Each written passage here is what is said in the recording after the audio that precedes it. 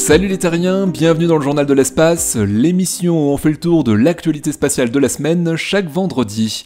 Je vous souhaite une très bonne vidéo.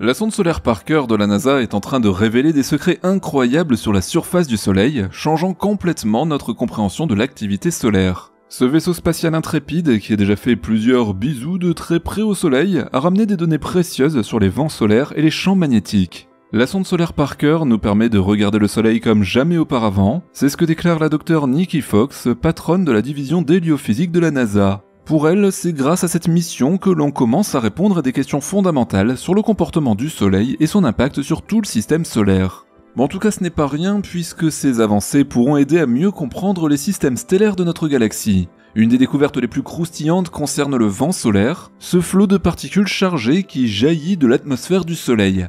Les instruments de la sonde ont détecté des fluctuations et même des structures bizarres, remettant en question tout ce qu'on pensait savoir sur la façon dont ces particules sont accélérées et envoyées dans l'espace. Mais ce n'est pas tout, la sonde Parker a aussi mesuré en détail les champs magnétiques du Soleil, et ces mesures précieuses nous aident à mieux comprendre ce qui déclenche les éruptions solaires et les éjections de masse coronale, vous savez ces gros jets de matière solaire qui peuvent chambouler notre météo spatiale et perturber nos satellites et réseaux électriques sur Terre. Les données de la sonde Parker transforment notre compréhension des couches externes du Soleil, a commenté le docteur Noor Rawafi, le cerveau derrière le projet Parker Solar Probe. Pour lui, grâce à la sonde, on peut maintenant étudier les processus qui façonnent la couronne solaire et influencent la météo spatiale. Et ce n'est que le début, la mission en cours de la sonde promet de continuer à éclaircir les mystères du Soleil, nous offrant des infos précieuses pour mieux prédire les tempêtes solaires et protéger notre technologie et nos astronautes en vadrouille dans l'espace. En bref, la sonde Parker, c'est un petit peu la star du Soleil.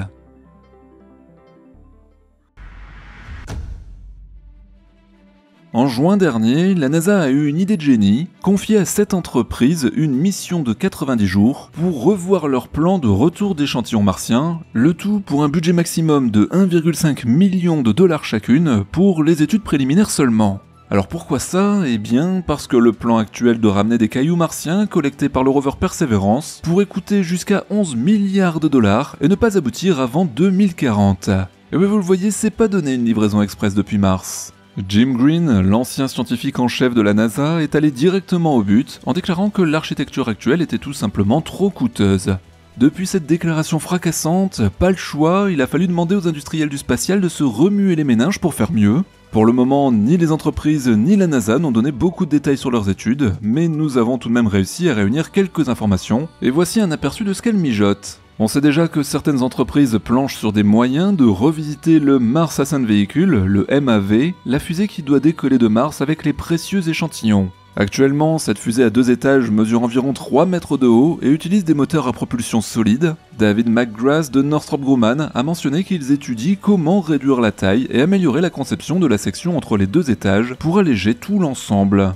Quantum Space, une start-up prometteuse, a une autre idée. Ils pensent simplifier le Earth Return Orbiter, le fameux ERO, qui doit ramener les échantillons sur Terre. Leur idée, c'est d'utiliser leurs investissements déjà réalisés pour faire revenir la boîte d'échantillons d'abord en orbite lunaire, puis la récupérer avec leur vaisseau spatial révolutionnaire Ranger pour un retour en douceur sur Terre. Ici, il faut donc imaginer une boîte d'échantillons qui, au lieu d'atterrir brutalement dans le désert de l'Utah, ferait un retour tranquille sur une piste d'atterrissage. Lockheed Martin, de son côté, n'est pas en reste. L'entreprise historique a tout simplement décidé de revoir toute l'architecture du Mars Sample Return. Un des ingénieurs en chef de Lockheed Martin Space explique qu'ils veulent réduire très fortement la complexité, sachant que le MSR actuel a jusqu'à 9 éléments, chacun interconnecté avec les autres, ce qui évidemment rend tout ça assez compliqué. Leur plan est donc de simplifier tout en contrôlant strictement la masse et en équilibrant performance et coûts. Une stratégie qui forcément a tout pour plaire à la NASA, mais qui montre aussi que le projet MSR souffre peut-être d'une complexité trop élevée dès le départ, et que sa refonte complète est certainement un bon choix. Du côté de chez Boeing, bien qu'il n'ait pas été sélectionné pour ses études, les ingénieurs proposent de remplacer l'architecture actuelle par un gros atterrisseur transportant un grand MAV, capable de lancer les échantillons directement sur Terre avec la fusée Space Launch System Block 2. Pour eux, le SLS est la fusée idéale pour cette mission. Donc pour résumer, avec la stratégie de Boeing, on zappe l'utilisation de l'ERO et on réduit la complexité. Bon, je voudrais pas faire du mauvais esprit, mais à mon avis, vu les problèmes actuels de Boeing avec la capsule Starliner toujours amarrée à l'ISS, la NASA pourrait être frileuse avec cette solution, et franchement on la comprend. Les études ont commencé début juillet et seront rendues à la NASA en octobre. Ces résultats, ainsi que ceux d'autres études internes, aideront l'agence spatiale américaine à décider de ce qui doit changer dans l'architecture actuelle. Mais il n'y a de toute façon pas le choix, ces échantillons ne peuvent pas rester sur Mars.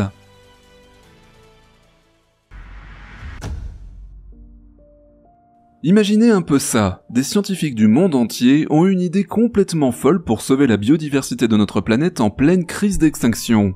Leur plan, c'est de créer une sorte de coffre-fort biologique sur la Lune. Et oui, vous avez bien entendu, un frigo lunaire pour les espèces en voie de disparition. C'est un projet décrit en détail dans la revue Bioscience. Aux commandes de cette mission spatiale, on trouve le docteur Mary Hagedorn du National Zoo and Conservation Biology Institute du Smithsonian aux États-Unis. Elle et son équipe proposent de profiter des températures ultra-glaciales de la Lune, car oui, si vous ne le saviez pas encore, dans les zones ombragées près des pôles lunaires, les températures restent inférieures à -196°C. En gros, c'est l'endroit parfait pour conserver des échantillons biologiques sans avoir besoin de surveillance humaine ou d'électricité, contrairement aux dépôts sur Terre qui sont très énergivores. Également sur la Lune, un dépôt serait à l'abri des tremblements de terre, des ouragans, du réchauffement climatique et même des querelles géopolitiques qui peuvent menacer nos dépôts terrestres. Pour la première phase de ce projet lunaire, l'équipe se concentre sur la cryoconservation d'échantillons de peau animale. Ils ont déjà commencé à travailler sur les protocoles avec un poisson nommé Goby étoilé comme cobaye initial et ils comptent ajouter d'autres espèces par la suite. Pour développer ces cellules, ils collaborent avec le Réseau national d'observatoires écologiques, ou NEON, de la National Science Foundation des États-Unis. Bon, bien évidemment, vous vous doutez qu'il y a des défis techniques importants à relever. Il va falloir trouver des emballages costauds pour le transport spatial, réduire l'exposition aux radiations et mettre en place des règles internationales pour gérer ce dépôt. Les chercheurs appellent à une coopération mondiale avec tout le monde, c'est-à-dire nations, agences, parties prenantes internationales. Ils vont devoir travailler ensemble pour réaliser ce projet ambitieux. Les étapes suivantes impliquent d'élargir les partenariats avec les agences spatiales et de mener des tests supplémentaires sur Terre et à bord de la Station spatiale internationale. Malgré ces obstacles, les chercheurs insistent sur l'urgence de ce projet. Ils expliquent qu'en raison de nos activités humaines, un grand nombre d'espèces et d'écosystèmes sont menacés d'extinction à un rythme plus rapide que notre capacité à les sauver dans leur milieu naturel. En bref, ce projet de frigo lunaire naturel est peut-être notre meilleure chance de préserver la biodiversité avant qu'il ne soit trop tard. Alors, croisons les doigts pour que cette idée folle devienne réalité.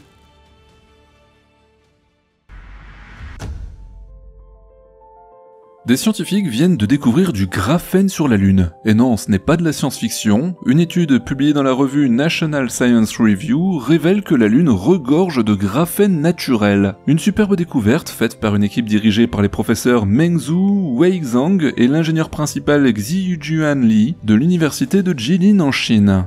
Alors, comment ont-ils trouvé ce trésor lunaire ? Eh bien, tout commence avec un petit échantillon de sol lunaire de la taille d'une olive ramené par la mission chinoise Chang'e 5 en 2020. L'équipe de choc a découvert que 1,9% du carbone interstellaire de cet échantillon se trouvait sous forme de graphène, et pour les non-initiés, le graphène c'est un petit peu comme le super-héros des matériaux, ultra résistant, ultra conducteur et incroyablement léger.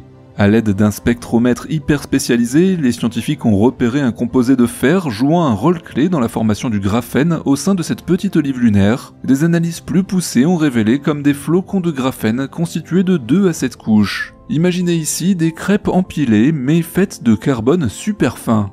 La grande question c'est comment ce graphène s'est-il retrouvé là sur la Lune ? Les chercheurs pensent que c'est un mix de l'activité volcanique ancienne, des vents solaires turbulents et des impacts de météorites qui ont travaillé ensemble. Le sol lunaire et les minéraux riches en fer auraient transformé les atomes de carbone en graphène sous des températures et pressions infernales. Comme je vous le disais, sur Terre, le graphène c'est un matériau rêvé, il est adulé pour ses propriétés optiques, électriques et mécaniques. Les chercheurs espèrent donc que cette découverte pourrait nous inspirer des méthodes de production de graphène plus efficaces et économiques. En fait, le graphène lunaire pourrait booster nos technologies de manière incroyable, et en d'autres termes, préparez-vous à des explorations lunaires encore plus folles, et à des avancées technologiques révolutionnaires dans le futur. En tout cas, qui aurait cru que notre bon vieux satellite naturel cachait des secrets aussi cool ? La Lune, cette superstar de l'espace, n'a visiblement pas fini de nous surprendre.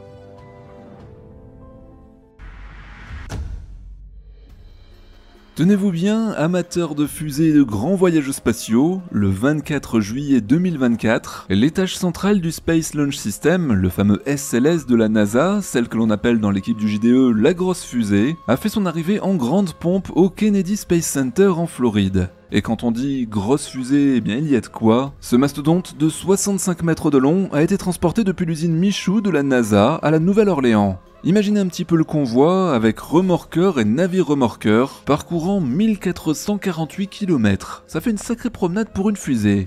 Bon, maintenant qu'est-ce qu'on fait avec ce géant de métal ? Eh bien, dans les mois à venir, les équipes de la NASA vont s'amuser à assembler le tout. On parle ici de fusionner l'étage central avec 2 propulseurs à poudre, l'adaptateur d'étage et pour couronner le tout, le vaisseau spatial Orion. C'est un petit peu comme un énorme Lego pour adultes.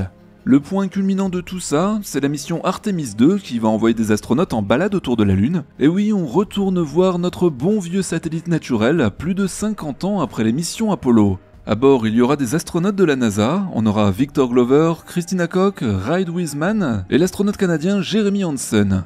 Une petite escapade de 10 jours pour admirer le paysage lunaire et revenir sur Terre. Bon ouais, je vous sens déçu, mais il n'est pas encore temps de reposer le pied sur notre satellite naturel, ça ce sera pour Artemis 3 dans quelques années. Le programme Artemis, c'est un petit peu le redémarrage, le reboot des missions Apollo, mais en version 21e siècle. L'objectif ultime, c'est de poser les bases d'une présence humaine durable sur la Lune d'ici la fin de la décennie, et pourquoi pas se préparer pour Mars. Artemis 1, c'était juste un tour de chauffe, sans équipage, pour s'assurer que tout fonctionnait bien. Maintenant, Artemis 2 va passer aux choses sérieuses avec un équipage humain, histoire de tester les systèmes et les procédures en conditions réelles. En bref, vous le voyez, ça bouge beaucoup du côté de la conquête spatiale, et on est loin d'avoir fini de lever les yeux vers les étoiles, ça c'est certain.